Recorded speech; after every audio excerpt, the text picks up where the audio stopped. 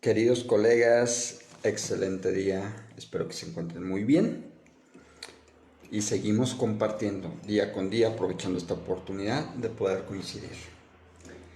El día de hoy vamos a tratar un tema muy interesante y justamente estaba dialogando por ahí con una colega y también he dialogado con algunos colegas respecto a este tema, los problemas en el aula. Comprenderlos, habitarlos y transformarlos. Buscando la forma de tener esas estrategias que nos permitan tener mayor alcance y poder favorecer el aprendizaje en nuestras aulas, sin duda tocar este tema nos permite quitarnos las máscaras, ser honestos, que levantemos la mano, aunque sea con el corazón o con un like, quienes hemos salido alguna vez del salón pensando, hoy algo no funciona.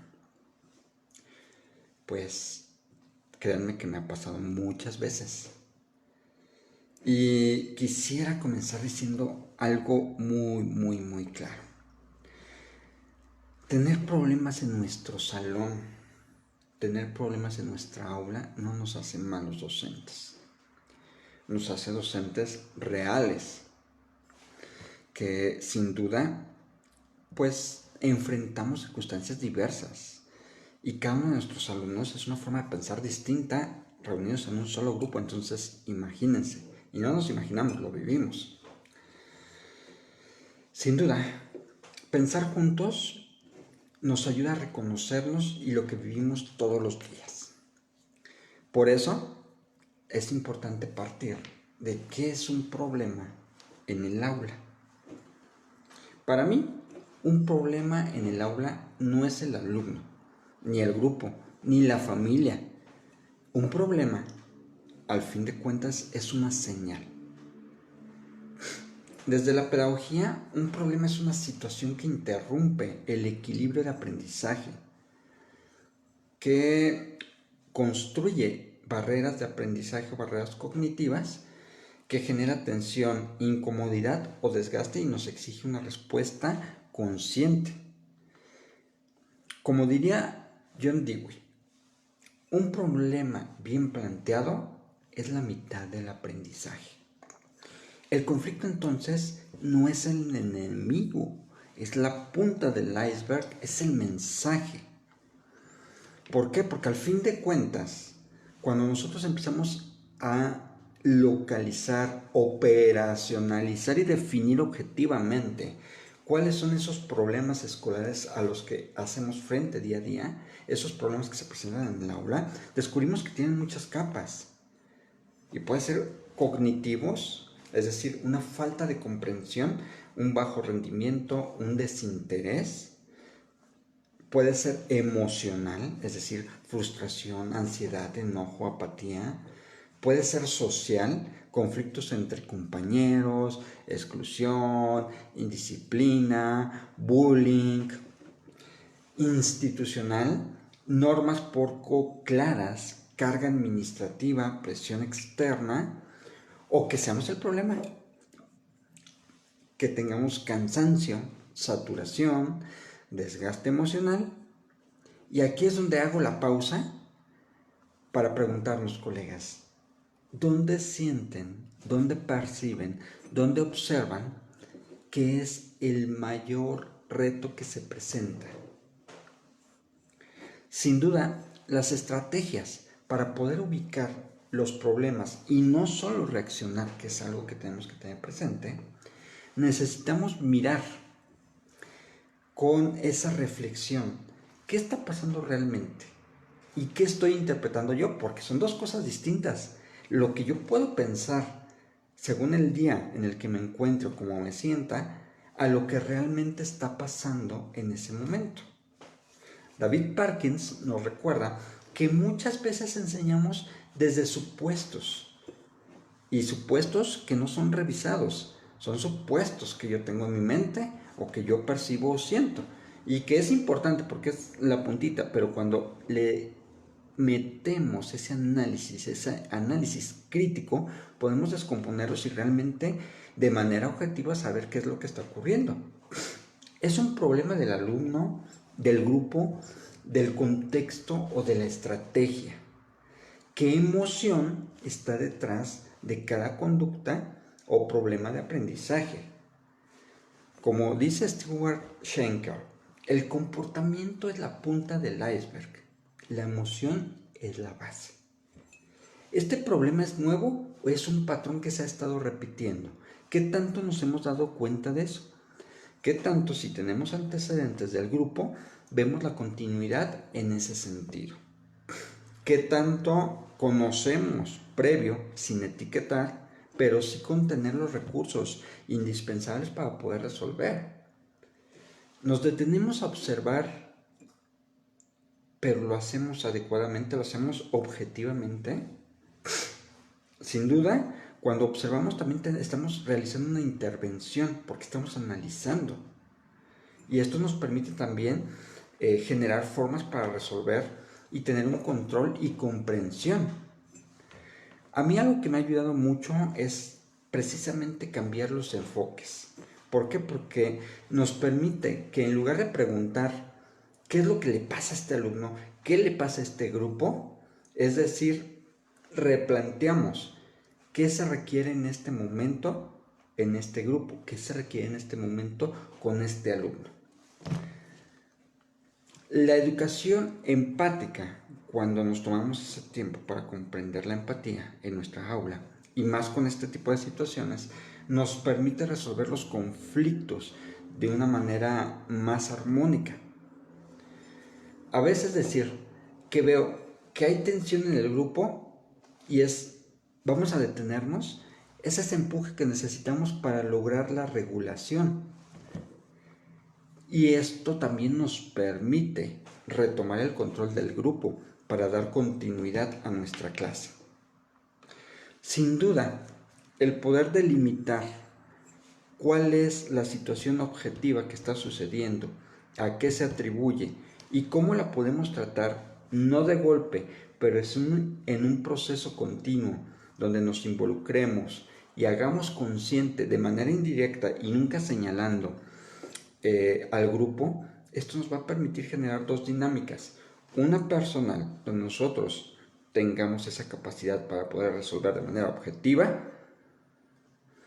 Y dos, una capacidad de nuestro grupo también para involucrarse y poder hacer frente a estas situaciones que se presentan.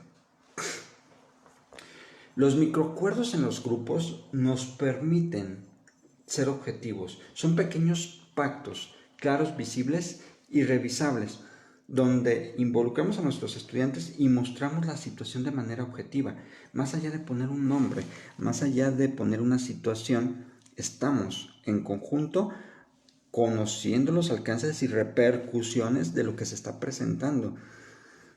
Y tenemos un espacio vivo en nuestro salón para tomar la responsabilidad y poder asumirla y tener un efecto multiplicador con el resto de nuestros estudiantes para hacer una educación envolvente.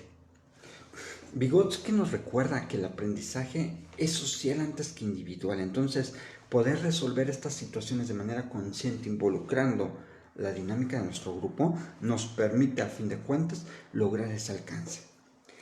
Ajustar nuestras estrategias y no solo la conducta es esencial.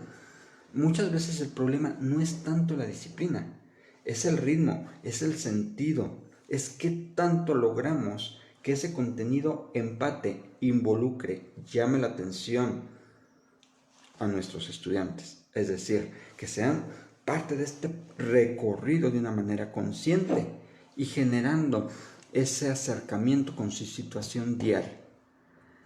Vuelvo a decirlo y lo voy a repetir muchas veces, la vorágine de información, de contenido a la que están expuestos, aparte del conjunto de emociones y contextos de los que vienen nuestros estudiantes, aparte nuestras situaciones personales, nos obligan a este proceso, a ajustar nuestras estrategias a esos momentos, priorizar el involucrar, priorizar el bienestar y el aula emocionalmente segura, de respaldo y de apoyo.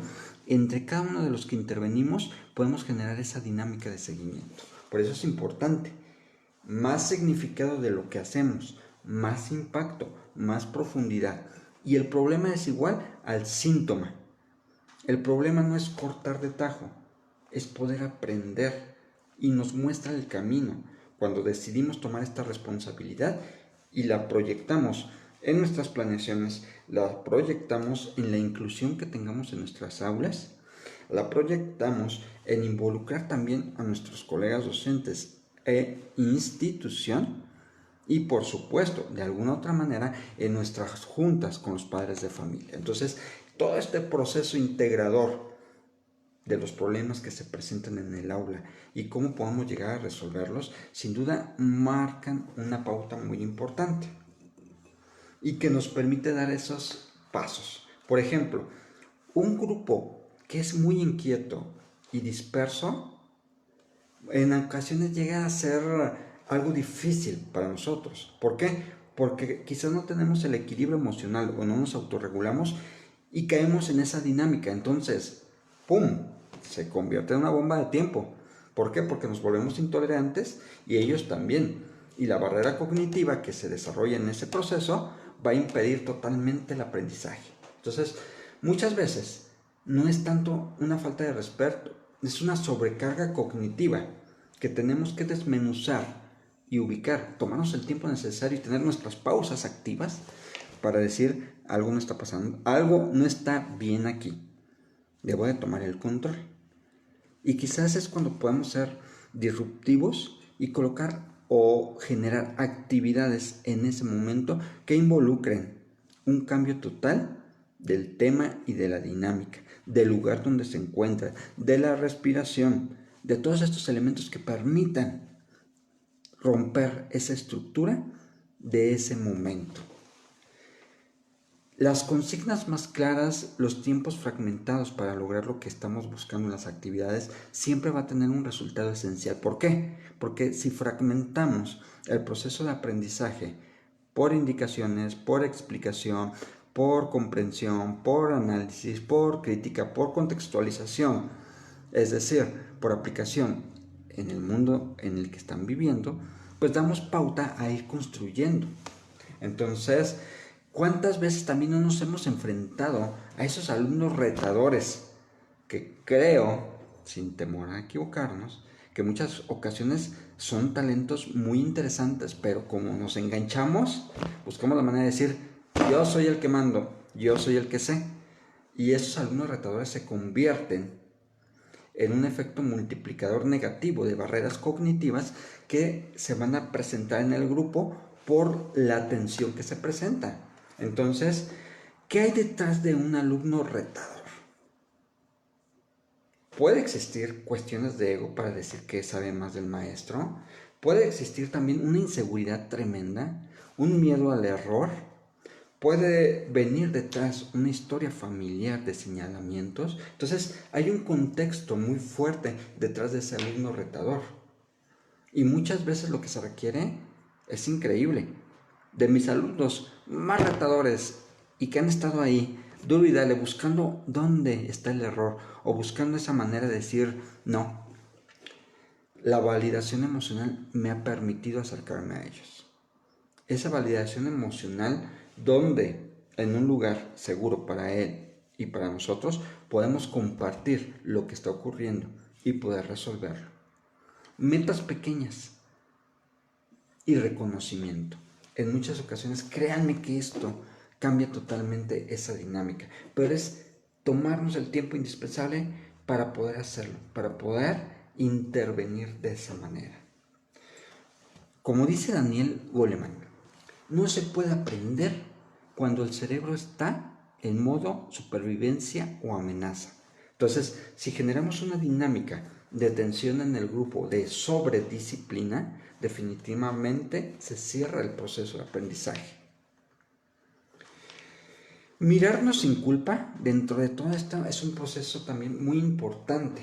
Y viene aquí una pregunta fuerte, una pregunta que les quiero hacer y que quiero que me compartan su respuesta y su sentir. ¿Qué me está enseñando este problema sobre mí como docente? Plantémonos esa pregunta en nuestra aula. ¿Qué me está enseñando ese problema a mí? ¿Qué estoy proyectando yo en ese problema? ¿Qué me están proyectando ellos en ese problema? Vayamos más allá del hartazgo, de la sobresaturación administrativa docente, de nuestras bitácoras, de nuestras observaciones, a plantearnos esa pregunta. La metacognición no es solo para los alumnos, también es para nosotros, este proceso de resolución de problemas.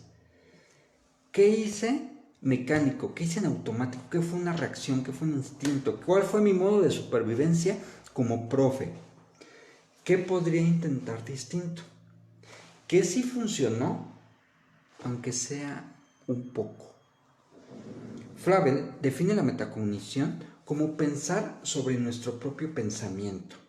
Yo diría, sentir y pensar sobre nuestra práctica. Quiero dejarles estas preguntas a modo personal, a título personal y de vocación, que busquen el espacio para contestarlas, preparen su café con todo el gusto y con todo el amor y con toda la energía para disfrutarlo y planteémonos, ¿qué problema del aula me duele más? ¿Y por qué? ¿Estoy reaccionando o estoy respondiendo? ¿Qué parte de este conflicto sí está en mis manos transformar? ¿Qué apoyo necesito yo como docente? Seamos sinceros, tomemos el tiempo necesario para ser sinceros. No estamos solos, somos comunidad, somos un conjunto. En nuestras instituciones igual. Acerquémonos unos a otros, busquemos esa oportunidad de generar ese empuje. ¿Por qué? Porque al fin de cuentas somos un gremio para apoyarnos, para impulsarnos, para generar el cambio y somos líderes sociales y debemos de comprenderlo como tal. Les mando un gran abrazo. Por favor, déjenme sus comentarios. Busquemos la forma de apoyarnos para resolver. ¿Qué les ha funcionado más? ¿Qué les ha servido más? Démonos esa oportunidad. Y recuerden apoyarnos. Su página Pedagogía Transformando Vidas con Educación de Alto Impacto y su servidor Juan Carlos, aportando el granito de arena. No nos olvidemos que cuenta mucho esa experiencia que compartamos. Nos vemos la próxima. Disfruten su café. Que tengan una grandiosa jornada. Cuídense mucho.